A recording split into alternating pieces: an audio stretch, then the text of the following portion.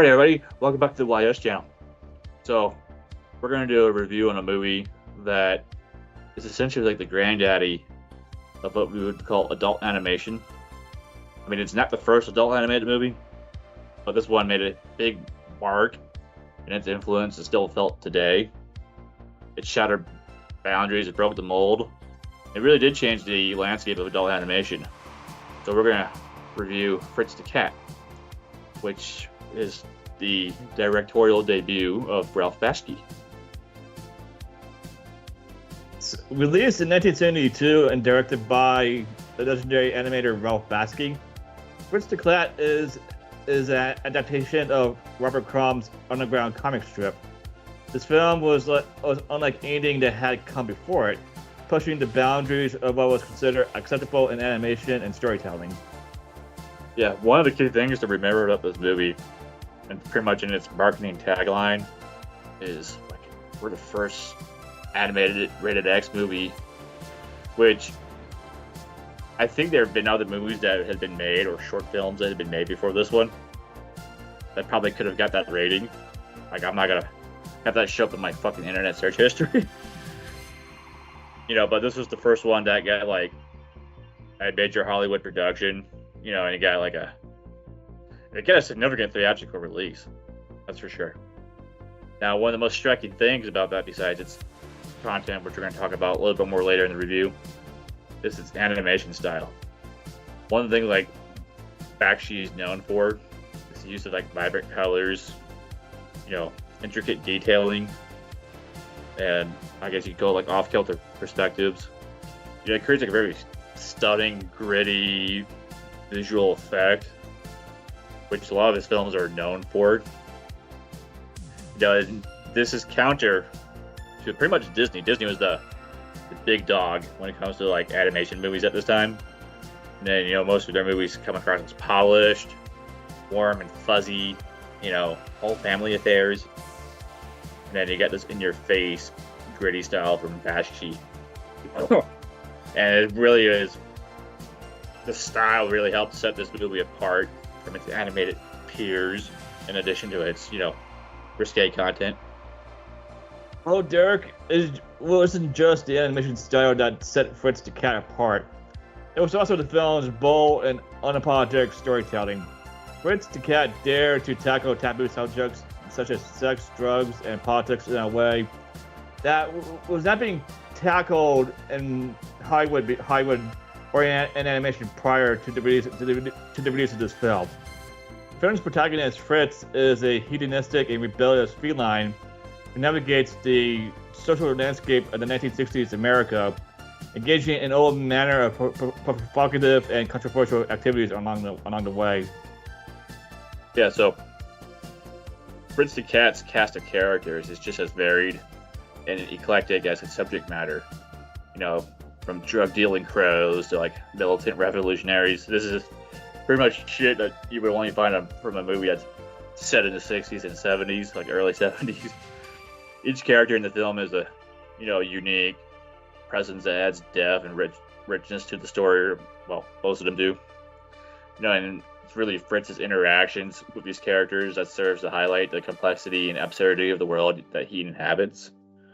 Which, again, leaves like a memorable impact for people that have actually watched this movie. It is very impactful. Again, as I've already said earlier, the most groundbreaking aspect of this movie is its fearless social commentary and satire. And a lot of that is played up in like a very risque adult content. There's a scene where he's having an orgy in a bathtub. Like, what the fuck? There's just all kinds of shit like that, which helped earn it its X rating. And adds to the absurd atmosphere that's found throughout this movie. The film's very in your face, which is pretty much Bakshi's style. If you watch his other films, they're very in your face, and it doesn't shy away from addressing the pressing issues of its time, the Vietnam War, to the Civil Rights Movement. Using humor and wit to like deliver poignant critiques of society. And does it not sound like a currently popular TV show? named South Park. Fritz the Cat's willingness to tackle these weighty subjects head on really does set it apart from other adult animated movies of its time, and even today. I want to emphasize this is not the first adult, or I would say animated movie that's meant for adults.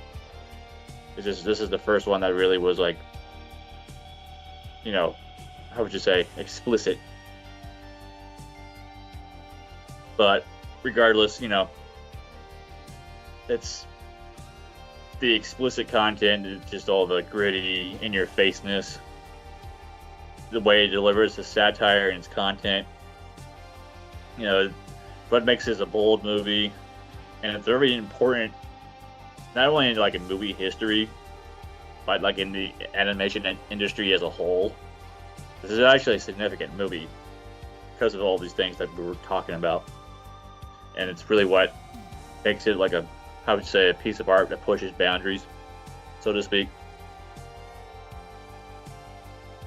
Well, Fritz the Cat was not without its controversies. In fact, today the controversies that this film is known for are really are now accepted as mainstream. We have cartoons like The Simpsons, Family Guy, and South Park doing everything Fritz the Cat did prior, and not get flagged for it in the media for the unflinching portrayal of taboo subjects, and which this film supposedly sparked outrage. Fritz the Cat was banned in several countries and still is, and faced backlash from critics who found its content to be too provocative and unsettling. Despite these controversies, Fritz the Cat remains a landmark film that continues to be celebrated and studied to this day. It was actually a huge box office success. Count me if I'm wrong, but I believe this film made almost $100 million in the box office once its box office run was done. But I could be wrong. But its influence can be seen today in the works of countless animators and filmmakers like South Park and Family Guy, who have been inspired by its boldness and creativity. Fritz the Cat's legacy as a groundbreaking work of animation is secure, and its impact on the medium will be felt for generations to come. Yeah, like what you did say, when it was released, maybe due to the uniqueness of its content and its X rating, it was a box office success. It really was. I do believe they also had a sequel. Yes. Yes. There's a sequel.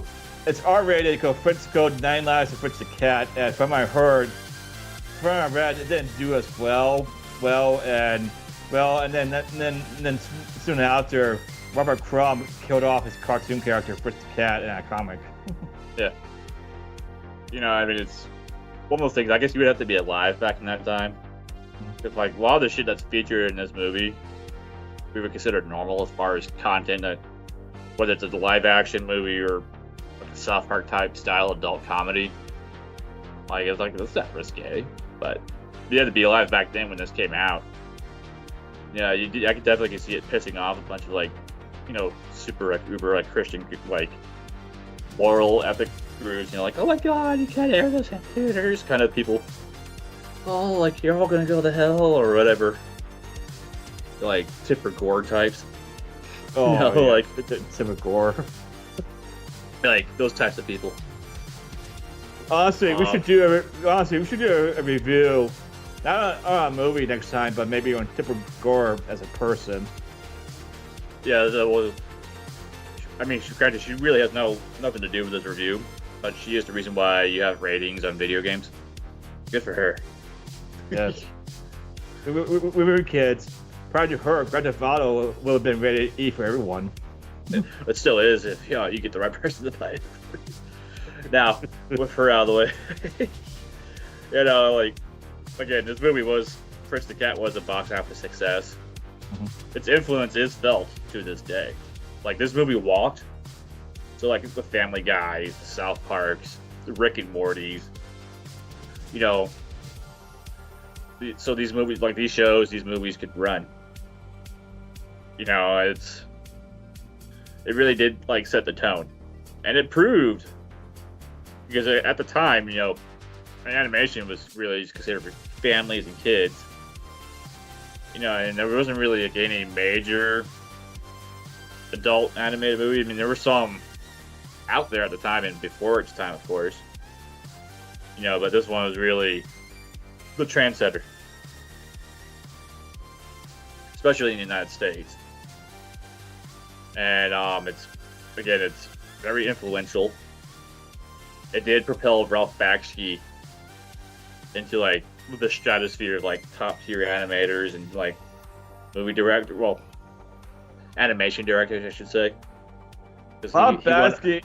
Well, I'm gonna say this: Ralph Bakshi is the unsung hero when it comes to adult animation. Like Fritz the Cat finally put him on the map as an animator, because soon after he had started releasing his cult classics like Coonskin, Wizards, Fire and Ice, and a bunch of other movies. And he also got tapped at one point to direct a Lord of the Rings movie, which he did, which